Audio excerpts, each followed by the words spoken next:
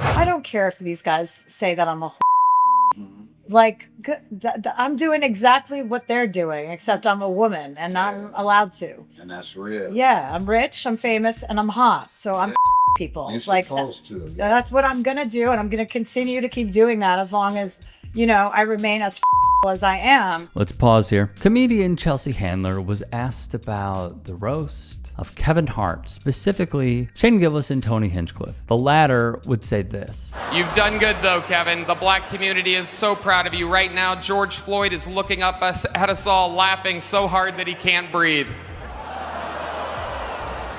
And Shane Gillis, what did he say? Look no further. I've got a nice PG short joke that I'd like you guys to be a part of, okay? Kevin is so short. Kevin's so short that they're gonna have to lynch him from a bonsai tree.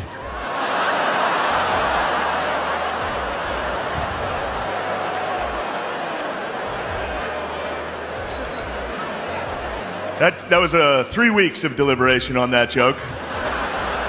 Handler also had some shots taken at her, which at a roast should absolutely happen. But on that very subject, I don't find those jokes to be funny. Jokes about lynching black people or lynching is not a joke. It's not, that's worse than rape.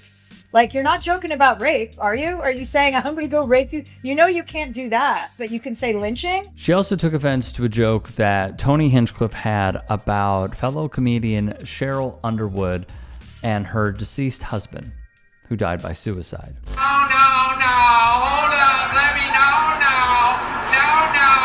talk. Her husband committed suicide 3 years into their marriage. I've been sitting next to her for 2 hours and I have to ask, how did he last that long? Now, Underwood would be interviewed by Entertainment Tonight in the aftermath, and here's part of what she said. There are folks out there who are really upset about what went on at the roast. When they talked to me about how they were coming at me, I said it better be funny. But I also told them, whatever you say, it's not me that you got to deal with.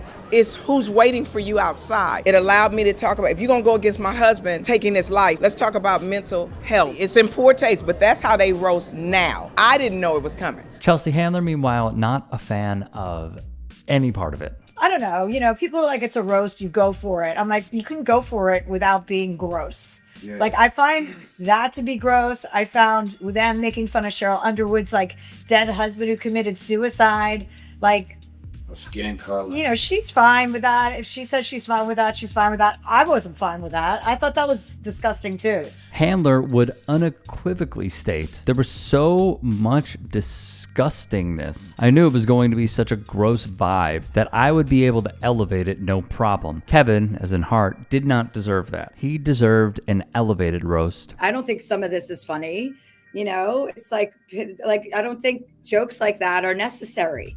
It's like, if you can't think of things to say in a more clever way, why would you ever make a joke about a noose? It's just not acceptable. And I'm not taking any of the joy out of it. It was a fun night. I had a great time, but I just don't think that kind of stuff is necessary. And I don't think it's funny. They're brutal to women and they're brutal to black women. And it's just so transparent. Thus, Shane Gillis has responded to Chelsea Handler's comments. Here is what he said. In a statement to Variety, he said, "This is a big moment for Chelsea. I am glad she's capitalizing. Good for her. We're all rooting for her. Anyway, come see me July 17th at the football stadium in Philly." For Hinchcliffe, we have gone over his jokes in the past. And look no further than when he performed for MAGA and Trump at Madison Square Garden. All right, heck yeah, it's a cool black guy with a thing on his head. What the hell is that, a lampshade? Look at this guy. Oh my goodness. Wow. I'm just kidding, that's one of my buddies. He had a Halloween party last night. We had fun, we carved watermelons together. It was awesome. It's wild. And these Latinos, they love making babies too, just know that. They do. They do. There's no pulling out. They don't do that. They inside, just like they did to our country.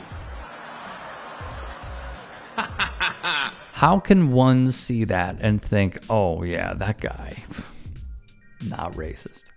Where is the creativity? We're just talking about blatant stereotypes that were maybe funny maybe to that audience in like the 30s, the 50s, it isn't edgy. It's just racist.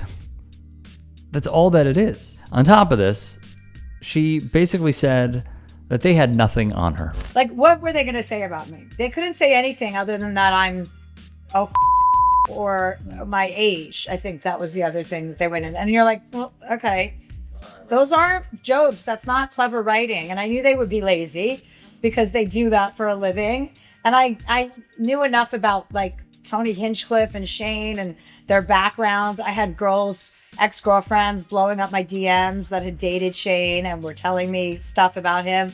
So based on that, I was like, oh, these guys are pretty bad. Just everything we know, that they're racist, that they're bigots, that they're sexist, you know, that they think they're like invincible. The only bit that may have struck a nerve was when Gillis was saying the stuff about her at a dinner with Epstein, but even she debunked that because she didn't know who he was, and she saw Woody Allen walk in, made him uncomfortable, and left. And look, she has some troublesome jokes in the past. I do think that there is room for growth here, and I am not a stan of any of these people, but if what she's saying is true, and there are ex-girlfriends and ex-partners of these two reaching out to her, telling her that they both are insanely racist, insanely sexist, it would fit because we do have a history here. And I gotta say, I feel like Tony Hinchcliffe has dirt on somebody because to rise to success this way, I think the business model of his show is quality.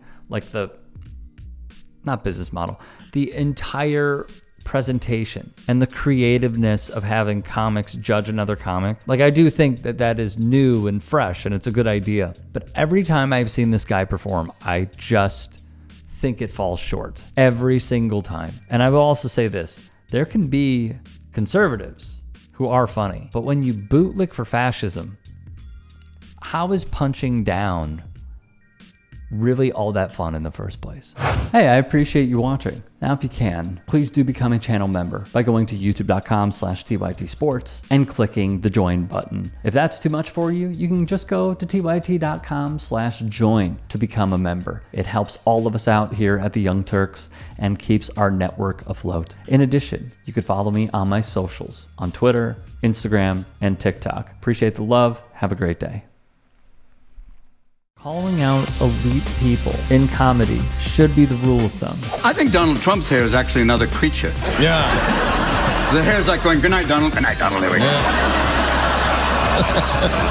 Maybe it goes out. It goes out and makes money while he's asleep. There is something about punching down that feels taboo, and punching up is the way to go. Crack's not really my thing, but if it was, it would be fine if I was on that side. Wow.